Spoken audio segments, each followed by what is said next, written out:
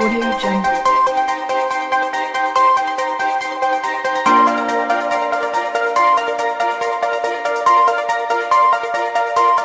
Audio Jungle.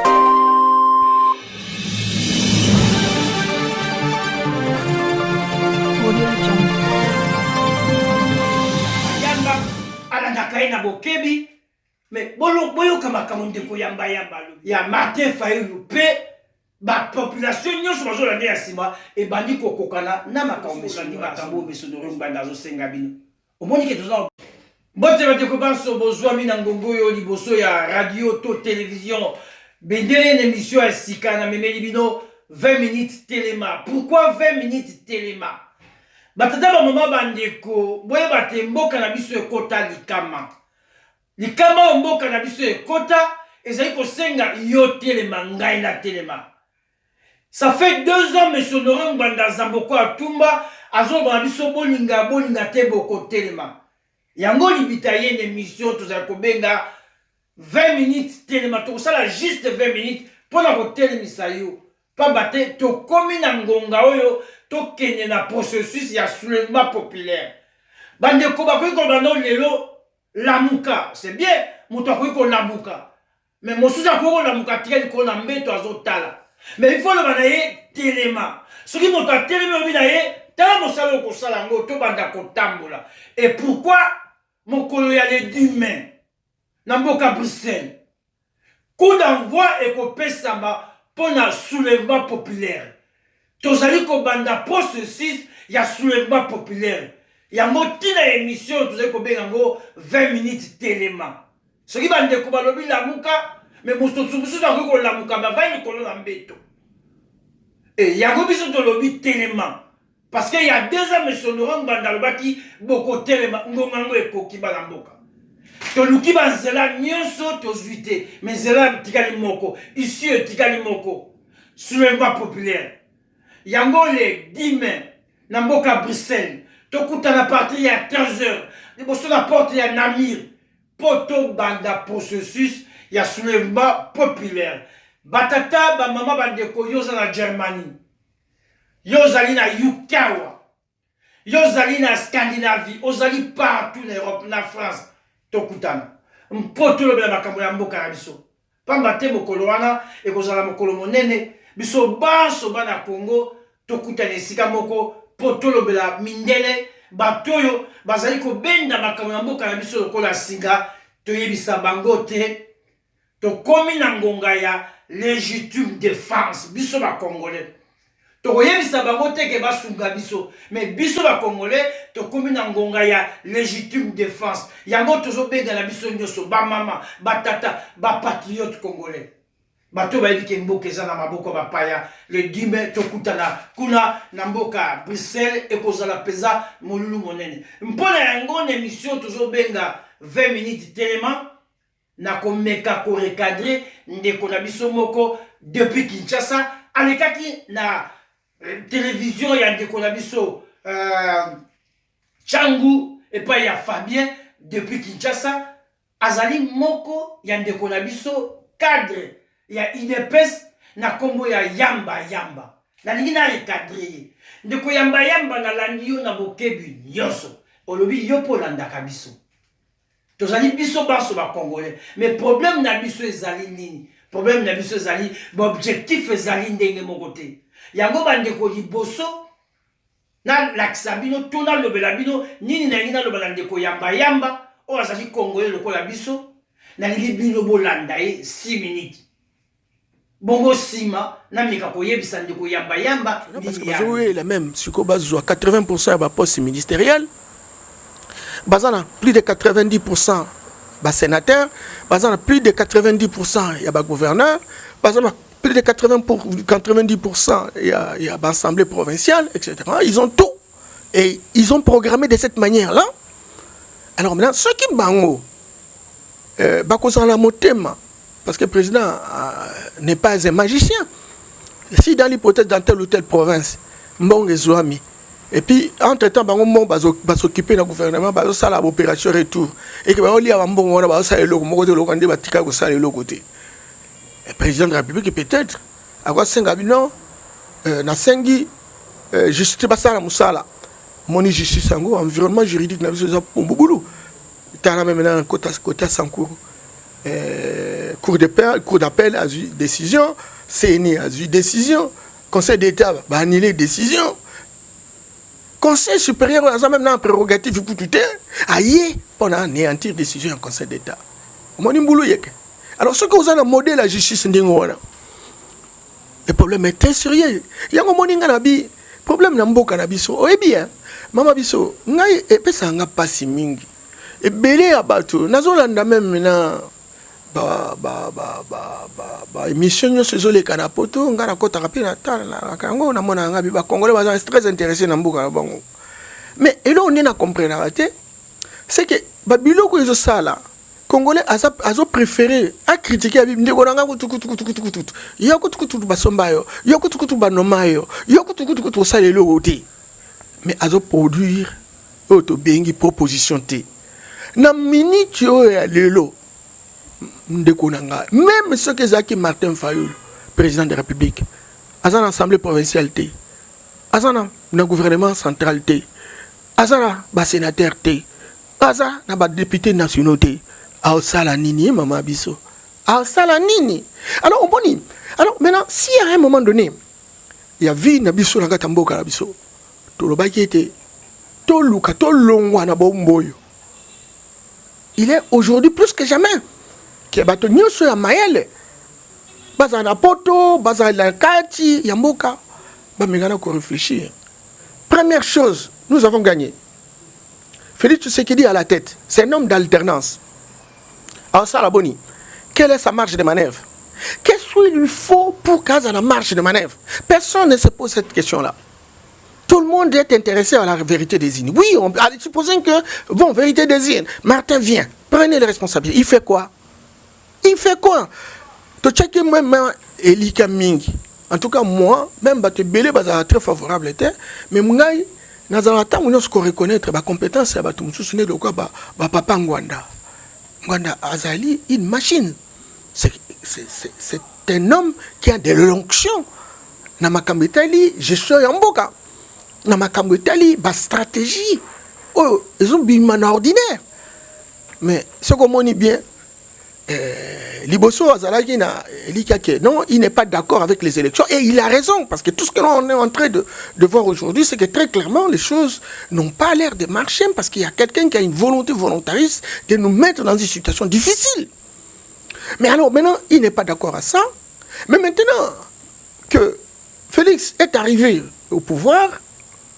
Alors maintenant, on a une marge de manœuvre. On n'est pas à l'état zéro. On peut avancer. Tout ça, c'est là que tant que ça s'appelle Sabiso, la stratégie peut permettre que tu gagnes un deuxième pas, un troisième pas. Non. Hein? Système n'est pas comme un newsletter. Tantôt, résultat, la vérité des urnes. Donc, allons la logique, oh, il y a l'élection, ça passe, ce n'est pas productif. À commune, vérité des urnes. Et vérité des urnes, dans l'hypothèse, même si c'est Martin qui passe, il fait quoi? C'est que le problème garde tout son poids. Et on a besoin d'une intelligence politique. Mais toujours yoka nungu pe base bandeko mingi ba militant mingi UDPS ba ko senga ko kata pena partenariat wana ya FCC na cash. Et puis même Ouazaki candidat malheureux gouverneur et à ville à Kinshasa Laurent Batumona tango ba PC malo ba l'air azuité alobi ki azosenga président revoir ba accord ba salaki FCC cash ozomo était na niveau wana pe il faut cash en pe bo vanda bokotala bobotala justement makamba ndenge ni bo memela yango ke boke na mbutu mbutu maman oui bien maman bisu makamba mbuku yo amoni na utoloba mpaka moko boaza na poto bato tamsu ba kritikaka ye bato tamsu ba linga koyo quand même na été mais ngai pour quelqu'un qui veut apprendre le gars bisende tozo banda boye tango nyonso ata na landi manga mususu mena linga koyoka eloko ni yango zoloba et il a une intelligence politique très pointue. il avait fait une démonstration claire. Qui ça? Ngwanda. Sur la nature, il y a pouvoir auto. Et sur le diagnostic, il a l'air d'avoir raison. Bande kobolandi ndeko yamba yamba. Ndeko yamba yamba lobi biloko ya motuya kasi sika moko azobunga. Na kolanda eko yoka ye lokola moto ya mayele. Mais soko landi na bozindo azo raté biloko ebele pambate bazali bato otilelo bazo koyeba bikeseli oyo ezali na makambo na mboka te. Bango bazali kowela pouvoir. Yango moni bango bazo bundela pouvoir. Biso ba patriote tozali ko bundela mabele. Batata mabandeko objectif ezali ndenge moko te. Alandaka Monsieur Honoré Mbanda Zamboko atumba ndeko yamba yamba alandaka ina bokebi mais boyo kama kama ndeko yamba yamba lobi abi Monsieur Honoré Mbanda azo proposer le côté Monsieur Honoré Mbanda azo pesa solution te ake plus loin les sous abi Monsieur Honoré Mbanda atikali na makambo ya la vérité des urnes alors olanda Monsieur Honoré Mbanda te tale siko bungi bandeko. En aucun cas, M. Honoré Mbanda a supporté la vérité des urnes. Même qu'au Bandatango, Jean-Pierre Bemba a Kedaki en 2006. Mais c'est Mbanda Lobaki, Jean-Pierre, Maponami Okolonga, mais Bako Pesa Yote. Jean-Pierre Bemba, Gombo Alobi, na Ndeko, Nabiso, M. Honoré Mbanda Zaboko Atumba, alors, ceux qui m'a pesé ngaïté, n'a jamais mampinga na simananga, n'a côté de sa mampinga, mais ce n'aura le monde ici quand na côté na combat na yo. Paul Lobby, ceux qui m'a pimenio impérieux, au côté de sa mampinga, bande côté de siga mais ce n'aura contacté. Paul Lobby t'es objectif écoutant pour te benga na bateau. Mais tant que comme na ngonga, ndeko Jean-Pierre Bemba a tenu sa mampinga, alors j'ai accepté l'inacceptable. Bande ko. Mais son Honoré Mbanda a l'invité na kati ne tumba oyo ndeko yamba yamba yo za membre de pes landanga ozali cadre monene ndenge moko na monsieur Tshisekedi wa Mulumba monsieur Tshisekedi wa Mulumba alobi na ba congolais bolingi tilizi mais son Honoré bien alors tale loko peuple azozela yango wana kulutu na ngai papa Tshisekedi wa Mulumba okolonga na mboka oyo mais bakopesa yo imperium te abiso ba pesinga été tokosala tilizi batata ba mama bandeko e komi na ngonga yango papa Tshisekedi azui m'a prêté sûrement na ndako si banango alobi na ba congolais bola la pongi ya ba bébé bandeko wapi faute ya Monsieur Honoré est-ce que Monsieur Honoré landi la vérité des urnes bana balali pongi ya ba bébé papa Tshisekedi akena mikili na poto tango azongi bana babi ah papa ye akona misapso na pongi ba bébé bayoka papa habité na sali école ya ba cadre et c'est vrai mais c'est Tshisekedi azali na raison ça l'école ya ba cadre azalaki visionnaire to comprendre ngo lelo kene de pesa zoka ba cadre bazalaka te tala situation ni ba mimi lelo mboka et même lelo ndeko na biso Martin Fayulu Madidi oyo basangana ki elongo na bandeko ba Jean-Pierre Bemba mpe na bandeko nyonso balobi basali la muka po babundela mboka balongi baponani Martin Fayulu alongi baponani mais comme itango Martin Fayulu alonga baponani batata ba bandeko banome monsieur Félix Tshilombo na moto ya mboka mais monsieur Fayulu atikani wana te albi nazo bundela kaka la vérité des urnes. Et albi la vérité des urnes onga nazo bundela na okena otina suka ponga ite peuple mutabani ko senga to kende ba réclamer ba voix bango ba tiaki la kati da urne.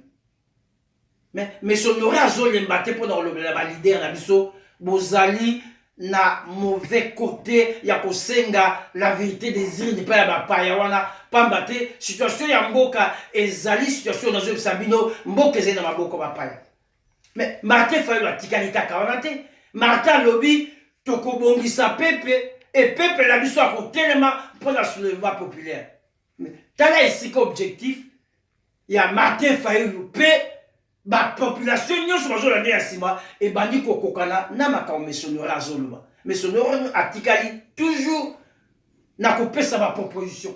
Mais Honoré Mbanda pesa ki 7 mesures. Abina mboka oyo occupation ezali poto kwesa biloko banso ezali na kati na mboka institution yo bana mboka bomi bendana bana mboka bobima ezali stratégie moko simple mais très efficace. Soki bobimi na kati na makambo oyo eloko ekokweya kaka bongo moto moko koningisa yango te. Mais batata mande bobo sanate Martin Fayulu asali bandakisa ebele mais c'est Martin Fayulu akendeki même kozongisa misolo yo bazwaka chaque mois na parlement. Et le peuple na biso bandi kosenga madidi pesa biso mandoki.